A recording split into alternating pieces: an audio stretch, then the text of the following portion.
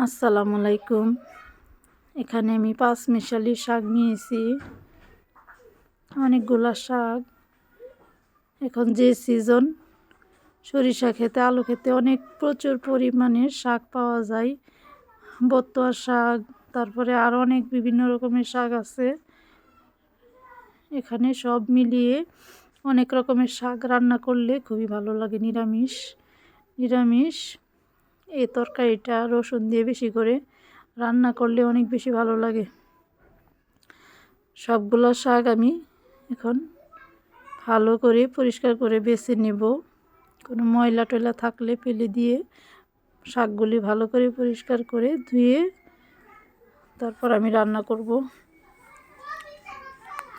সবগুলো শাক আমি এখন পরিষ্কার করে নিয়েছি, ধুয়ে এখন আমি চুলায় বসিয়ে দিয়েছি। এখানে বেশি করে কাঁচামরিচ, 2-3 ফুট মরিচ, হলুদ, ধনিয়া অল্প করে, আর কাঁচামরিচ সব কিছু মিলিয়ে এখন আমি রান্নাটা বসিয়ে দিয়েছি। আমি কিন্তু কোনো তেল দিইনি। তেল ছাড়া এই রান্নাটা খেতে অসম্ভব মজা হয়। আমি এই শাকটা এইভাবেই রান্না করি। শাকটা দেখেন কতগুলা ছিল, এক পাতিল শাক অল্প হয়ে গেছে মিশে।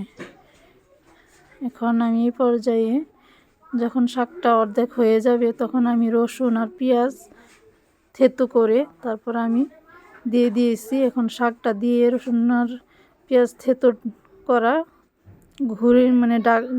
শাক দিয়ে ঢেকে দিব, যেন ভালো করে পেঁয়াজ রসুনে সিদ্ধ হয়ে যায়। সিদ্ধ হওয়ার পরে আমি তারপরে এগুলোকে মিশিয়ে নেব।